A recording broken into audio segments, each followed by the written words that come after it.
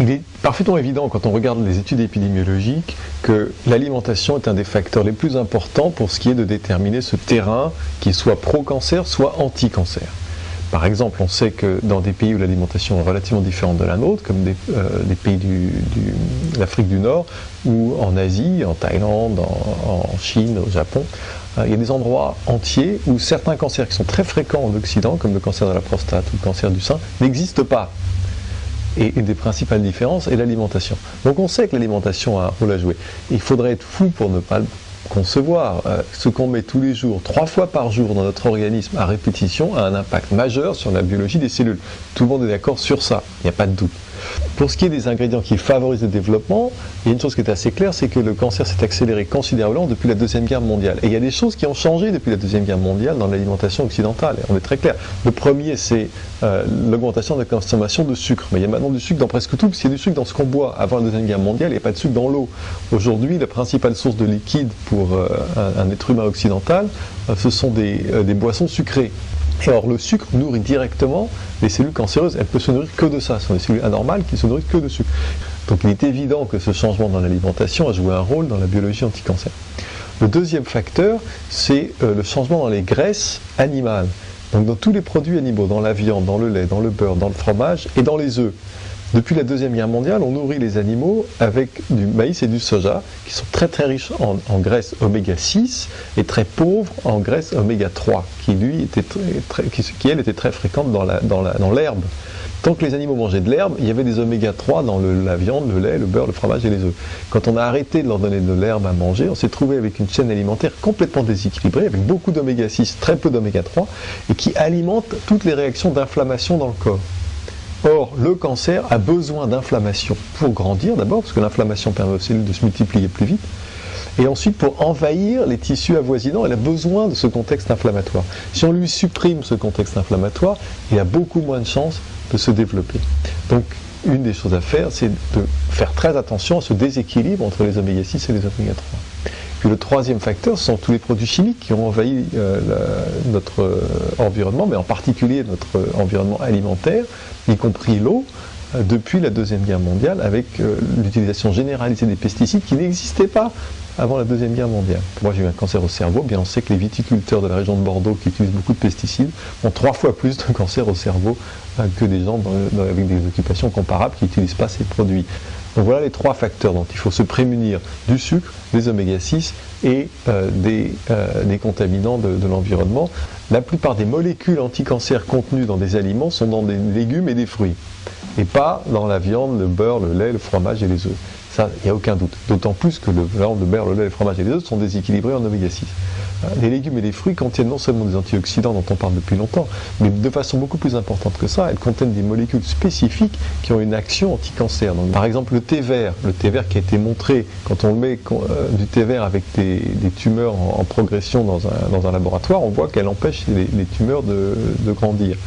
Quand on donne du thé vert à des souris et qu'on a greffé un cancer, les tumeurs ne se propagent pas autant que si elles ne boivent pas de thé vert. Et quand on regarde des populations qui boivent du thé vert, elles ont moins de cancer que nous. Donc il y a quelque chose dans le thé vert dont on sait biologiquement qu'il est actif contre le cancer, qui est probablement très utile chez les humains. On n'a pas les études de grande envergure en double aveugle expérimentales qui l'ont démontré chez l'homme. Et on ne les aura jamais puisque personne ne va payer pour faire ça, c'est pas brevetable le thé vert. Et en attendant, moi il m'a semblé que c'était parfaitement légitime de commencer de me l'appliquer à moi-même et de le recommander aux gens qui veulent s'en servir, parce qu'il n'y a certainement aucun danger à boire du thé vert plutôt qu'autre chose. Autre exemple d'aliments qui sont spécifiquement anti-cancer, l'anti-inflammatoire le plus puissant que l'on connaisse, qui soit naturel, sans aucun effet secondaire, qui ne fera pas de trou dans l'estomac, est le curcuma. Le curcuma, c'est la poudre jaune qui est la base du curry qu'on mange tous les jours en Inde. Et bien surtout que c'est un anti-inflammatoire puissant qui permet de limiter les problèmes d'arthrite, mais aussi le développement du cancer, et aussi le développement de l'Alzheimer, et aussi le développement des maladies cardiovasculaires. Je peux vous faire toute une liste comme ça d'aliments anti-cancer, mais j'ai écrit un livre, je ne peux pas vous le résumer en 10 secondes. Est-ce qu'il faut prendre des fruits et des légumes bio? Absolument. Et la réponse est non. C'est-à-dire que l'apport positif des brocolis est plus important que l'inconvénient des pesticides. Il vaut mieux manger des brocolis avec des pesticides dessus que pas manger de brocolis à cause des pesticides.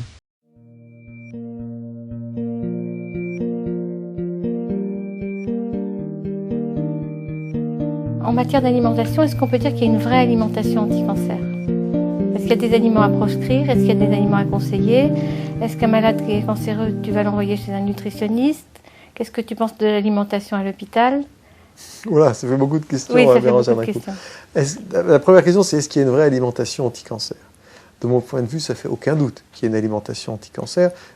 Et c'est pas seulement mon point de vue, puisque le Fonds mondial de la recherche contre le cancer a publié un rapport en octobre 2007 avec 21 experts mondiaux, 550 pages, une revue de 7000 études dans la littérature scientifique, et ils nous disent, avec une alimentation légèrement modifiée, les sociétés occidentales auraient 40% de cancer en moins. Donc, il est évident qu'il y a une alimentation pro-cancer et une alimentation anti-cancer, que notre alimentation occidentale est plutôt une alimentation pro-cancer, qu'on peut changer ces choses.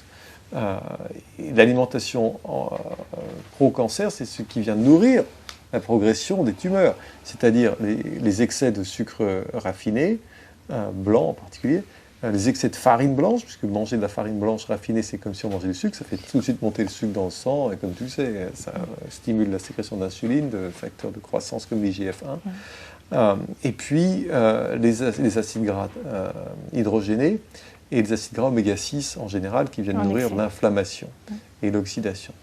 Donc, quand on réduit ces facteurs, il ne s'agit pas rien de proscrire, on peut revenir là-dessus peut-être tout à l'heure, je pense qu'il ne faut rien proscrire de l'alimentation. Mais on peut réduire ces facteurs et simultanément augmenter tous les facteurs nutritionnels qui, eux, viennent lutter contre la progression du cancer. Et là, il y en a plein aussi, ils sont surtout dans des légumes, c'est-à-dire ce qu'on mange le moins en fait, dans notre alimentation occidentale, c'est surtout dans des légumes, des fruits, des herbes aromatiques, et puis certaines épices qu'on utilise, c'est vrai aussi, pas beaucoup en Occident. Alors l'alimentation à l'hôpital, est-ce qu'il y a vraiment un travail à faire, je crois? C'est compliqué l'alimentation à l'hôpital parce qu'ils ont des budgets très serrés. Donc, ils vous donnent à manger ce qu'ils peuvent sur leur budget. Il faut qu'il y ait assez de calories, il faut qu'il y ait assez de protéines, ils ont des contraintes compliquées. Mais ce qui frappe n'importe qui, et tout le monde est d'accord, les administrateurs d'hôpitaux le sont aussi, c'est que ce n'est pas une alimentation qui est calibrée pour la santé. C'est une alimentation à minima pour qu'on ne meure pas de faim et qu'on ait à peu près les minéraux et les vitamines nécessaires, mais elle n'est certainement pas calibrée pour augmenter, améliorer la santé. C'est particulièrement frappant quand on a un cancer. Ils vous donnent systématiquement des sucreries, par exemple. Il y a toujours un dessert sucré. Bon, je ne suis pas contre le dessert sucré une fois de temps en temps, mais pas à chaque repas. Ce n'est pas une alimentation anti-cancer de voir un dessert sucré à chaque repas. Est-ce que vous pourriez nous donner en fait 3-4 mesures qui nous permettraient de faire appel à ces défenses naturelles? D'abord, il faut comprendre de quoi il s'agit. Tout le monde a des cellules cancéreuses, surtout après un certain âge, après 50 ans en particulier. Or, seulement une personne sur 4 développe un cancer. Ça veut donc dire que pour au moins 3 personnes sur 4, il y a des défenses naturelles qui permettent d'empêcher la transformation de ces cellules cancéreuses en une maladie qui soit dangereuse pour l'organisme. Quand quelqu'un, comme ça a été mon cas, développe la maladie cancer, c'est que les défenses naturelles n'ont pas fait leur travail. Il s'agit donc d'essayer de comprendre, d'une part, qu'est-ce qui peut empêcher que les défenses naturelles fassent leur travail, de façon à être sûr qu'on élimine tous ces facteurs de sa vie au maximum, et d'autre part, qu'est-ce qu'on peut faire pour soutenir ces défenses naturelles de façon à ce qu'elles le fassent le mieux possible. Alors ça marche autant en prévention du cancer qu'en accompagnement des traitements pour soutenir le corps et l'organisme dans sa lutte contre la maladie. L'alimentation occidentale bloque plutôt nos défenses naturelles. Elle abîme le système immunitaire, elle abîme les mécanismes de détoxification du corps, elle consomme les défenses antioxydantes, elle vient nourrir l'inflammation, qui elle-même réduit l'efficacité du système immunitaire, favorise la dispersion des cellules cancéreuses dans les tissus avoisinants et jusqu'à à distance dans le corps sous forme de métastases. Donc il y a toute cette partie-là, l'alimentation occidentale traditionnelle à base de multiples produits laitiers, viande, surtout la viande rouge, pommes de terre, huile de friture et sucreries. Sucre, oui. En particulier, donc toute cette alimentation qui est la nôtre, farine blanche, vient nourrir, vient aider le cancer à grandir puis à se répandre dans l'organisme. Ça, c'est le premier facteur. Il y a aussi des facteurs de sédentarité.